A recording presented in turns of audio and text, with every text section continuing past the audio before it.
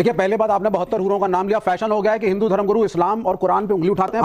आपके भी धर्म में इंद्र का वर्णन है, स्वर्ग का वर्णन है, अप्सराओं का वर्णन है, उर्वशी का वर्णन है। आपको क्या मतलब इस्लाम में कौन क्या कर रहा है? आप इस देश में कम्युनल हार्मोनी को डिस्टर्ब कर रहे हैं। आप कुछ भी आप गांधी के असैसिनेशन को जस्टिफाई कर रहे हैं। आप कुछ भी आप कह रहे हैं कि असैसिनेशन सही था। मैं पाखंडी हूं कि नालायक हूं कि कमीना हूं, इससे आपको क्या लेना देना? इसलिए योग्य बात करिए। आप वायलेंस को जस्टिफाई करते हैं सोशल लाइफ में। मेरा क्वेश्चन है, उत्तर का तो बहुत भारी पड़ेगा। नहीं, क्या भारी पड़ेगा? क्या भारी पड़ेगा? बहुत भारी क्या भारी पड़ेगा? मैं यहाँ से उठ के कुछ भी कर सकता हूँ, नहीं करने का, यहाँ पे हिंदू धर्म में किसी को ये नहीं कहा जाता कि तू 4 लोगों को मार दे काफिरों को जाके तो तुझे ऊपर 72 हीरे जमा करेंगी और जन्नत हमारे सम्मान्य व्यक्ति आप तो आज के इस वीडियो में कालीचरण महाराज ने विवेक श्रीवास्तव को धो दिया है, क्योंकि विवेक श्रीवास्तव कालीचरण महाराज को कह रहे थे कि आप लोग हमेशा आकर मुसलमानों के खिलाफ तो बोल देते हैं, लेकिन वहीं भगवत गीता में उतना सारा गलती है, उस पर कुछ नहीं बोलते हैं। तो इसी बात पर कालीचरण महाराज ने इसे धो दिया है। और इसी के साथ जब कालीचरण महाराज बोले एक भी गलती दिखाने, तो यह दिखा नहीं पाया, जिस पर कालीचरण महाराज और गुस्सा हो गए और इसे अच्छे से धो दिया। उसके बाद यह अपनी अच्छी खासी बेइज्जती करा लिया है। वीडियो आपको जरूर अच्छा लगेगा, इसलिए अंत तक जरूर देखिएगा। तो चलिए सीधे शुरू करते हैं। देखिए, पहले बात, आपने 72 हूरों का नाम लिया। फैशन हो गया है कि हिंदू धर्मगुरु इस्लाम और कुरान पे उंगली उठाते हैं। भाजपा का शासन है और आप लोगों को बड़ा मजा आता है सत्ताधीशों के साथ बैठने में। यह है सच्चाई। इंद्र, आपके भी धर्म में इंद्र का वर्णन है, स्वर्ग का वर्णन है, अप्सराओं का वर्णन है, उर्वशी का वर्णन है, मेनका का वर्णन है। तो सिलेक्टिव मत होइए। मैं वो आपका नहीं, तो विवेक जी, आपको कब ये कहा गया जी कि अगर आप कोई कथित रूप से अच्छा काम करते हुए देह त्यागेंगे तो आपको अप्सराएं भोगने के लिए मिलेंगी? ये कब कहा जाता है? तो स्वर्ग का कांसेप्ट है हिंदुइज्म में या नहीं है? नहीं, स्वर्ग का कांसेप्ट आपको ये कहा जाता है, आपको ये कहा जाता है कि आपको 72 हूरें मिलेंगी। नहीं, इनको किसने ऑथराइज किया? लेकर जा रहे हैं। नहीं, सुनिए, आप उनको जस्टिफाई मत करिए। नहीं, मैं जानना चाहता हूं। मैं बता रहा हूं, अगर एक हिंदू धर्मगुरु, आप अपने बारे में बात करिए। आपको क्या मतलब इस्लाम में कौन क्या कर रहा है? इस्लाम की इस बात का जवाब दे रहे थे कि किसकी हिंसा को आप जायज कहेंगे और किसकी हिंसा को ना जायज। सुनिए, आपके इंटरैक्शन में माननीय शंकराचार्य ने कहा था योगी आदित्यनाथ को मैं सन्यासी नहीं मानता, क्योंकि एक आदमी 2 पदवियों पे नहीं बैठ सकता। या तो वो सन्यासी होगा और या मुख्यमंत्री की कुर्सी पे बैठेगा। और ये अगर वायलेंस और हिंसा की आप बात कर रहे हैं, पुलिस और आर्मी की बात कर रहे हैं, यू आर नॉट ऑथोराइज्ड। आप नहीं है पुलिस में, ना आप आर्मी में है। आप मुझे बोलिए, ना शंकराचार्य की बात करें, ना अन्य साधुओं की बात करें। नहीं, आप वायलेंस प्रीच करते हैं ना।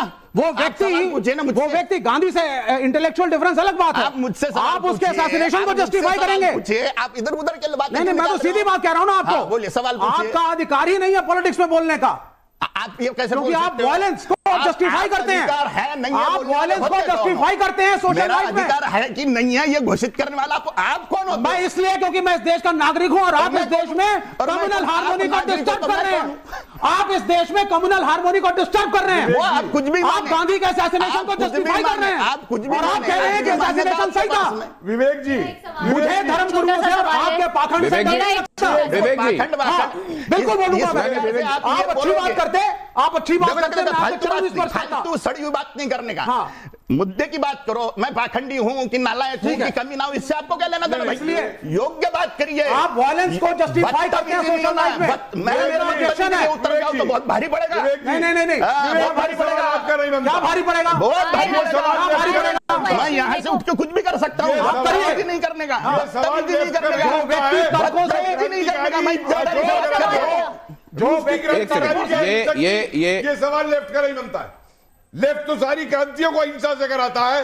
क्या चीन की क्रांति अहिंसक थी? मैं सिर्फ शांति की बात कर रहा हूं। नहीं, सुनिए, हम डेमोक्रेसी में है ना। नहीं, देखिए, सवाल ये है जो आपने कहा कि हिंसक और उसकी बात आप कर रहे हैं।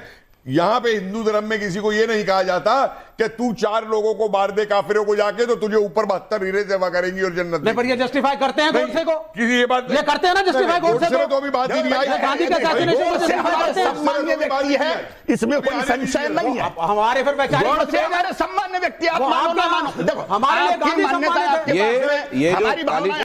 ये देखिए जरा, यहाँ पर कालीचरण महाराज के लिए पहले क्या है? गीता है कि संविधान है? क्या है? भगवत गीता। भगवत गीता आपके लिए पहले? हाँ, क्योंकि कोर्ट चलता है कायदे कानून संविधान से, लेकिन वहां पर भगवत गीता पर हाथ रख के कसम खिलाई जाती है, संविधान पे नहीं। इसलिए भगवत गीता प्रथम है, क्योंकि उस पर हाथ रखा हुआ व्यक्ति। लॉजिक, ये कपिल जी आ रहा हूं, इस पर अपनी बात कहिएगा, लेकिन ये भी जरा देख लीजिए। आप जब संविधान की भी शपथ लेते हैं ना, MP बनने और वो बनने के ऊपर, तो तब भी गीता पे याद रखिए। गीता पे हाथ रखी जाती है संविधान के लिए निष्ठा जताने बताने के लिए भी, इसलिए। अच्छा, यहां पर देखिए, बेहतर हिंदू राजा कौन है, पृथ्वीराज चौहान या शिवाजी महाराज? सबकी मान्यताएं हैं, मेरे लिए छत्रपति शिवाजी महाराज सर्वोपरि है। वजह क्या? क्योंकि उन्होंने कभी देश पर आए हुए, धर्म पर आए हुए शत्रु को क्षमा नहीं किया। अगली स्लाइड देखिए, इनमें इसमें आपका विवेक क्या कहता है, सबसे बड़ा हिंदुत्ववादी कौन? गोडसे जी। सिर्फ इसलिए कि उन्होंने गांधी जी पे गोली चला दी? जो मार वही सकता है जो खुद की बलि देने को रेडी है, जो खुद को बलि दे सकता है वही जान ले सकता है सामने वाले की। जो डर के रहेगा वो सिर्फ बयानबाजी, बतियाना, बकबकी। तो विनायक दामोदर सावरकर को आप क्या? वो भी ग्रेट है, लेकिन सर्वोपरि बोला आपने, सबसे ऊपर। तीनों भी ग्रेट थे, वो अपने अपने पद्धति से कार्य किए। लेकिन मेरे आदर्श नाथुराम जी गोडसे, मेरे में इतनी डेयरिंग होती तो मैं भी 4-6 लोगों को टपका देता था, लेकिन मेरे में नहीं है उतनी डेयरिंग। तो ये आप क्या, ये जब आपको लोग सुन रहे हैं तो आप ये कह रहे हैं कि जिसमें डेयरिंग है वो ये काम कर दे, इस देश में कानून देश के लिए मारे और मरे। पास आने वालों भगवत गीता पे बात करूंगा। आपने भगवत गीता की प्रशंसा करी, आपने बोला कि साहब भगवत गीता सर्वोपरि है आपके हिसाब से। भगवत गीता में 2 कॉन्सेप्ट्स पे मैं आपसे डिस्कशन करूंगा। पहला, उसमें वर्ण व्यवस्था को जस्टिफाई किया गया है, और आप झूठी बात नहीं है, मुझे मत सिखाइए, प्रमाण देंगे। हाँ सुनिए आप पहले, उसमें वर्ण व्यवस्था जस्टिफाइड है, चारों वर्णों का वर्णन है, ये पहली चीज। दूसरी चीज, भगवत गीता के अंदर यह भी लिखा हुआ है, एक जाति की औरत अगर दूसरी जाति के में शादियां शुरू कर देगी तो वर्ण संकट उत्पन्न होगा। Bhagavad Gita inter caste marriage के खिलाफ है। वो श्लोक आप बोलोगे? श्लोक मुझे मत सिखाइए, श्लोक बोलने से नहीं सर। अगर आप कोई प्रश्न पूछते हैं, मैं 21 टीकाएं पढ़ चुका हूं भगवत गीता की, सुन लीजिए, श्लोक मत सुनाइए, जवाब सुन लीजिए, जवाब सुन लीजिए। चातुर्वर्ण्यम मया सृष्टम गुणकर्म विभागशः तस्य कर्तरमपि मां विद्यकर्तारम अव्ययम्। ये वो श्लोक है। चारों वर्णों की रचना मैंने गुण और कर्मों से करी हुई है, जन्म से नहीं। कोई ब्राह्मण, क्षत्रिय, वैश्य, शूद्र जन्म से नहीं होता। और इंटरकास्ट मैरिज पे क्या बोलेंगे?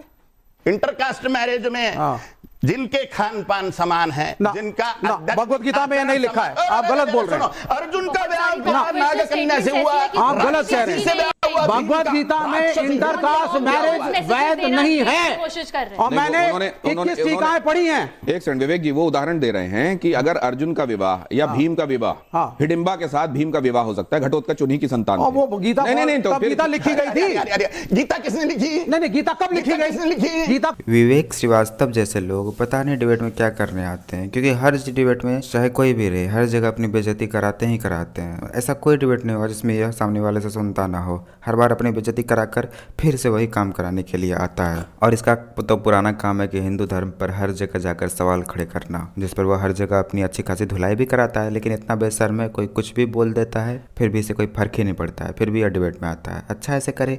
खैर, आपको अगर थोड़ा सा वीडियो अच्छा लगा तो वीडियो को लाइक कर दीजिए, और ऐसे ही वीडियोज़ के लिए आप हमारे चैनल को सब्सक्राइब जरूर कर लीजिएगा। हम मिलते हैं बहुत जल्द किसी और वीडियो में।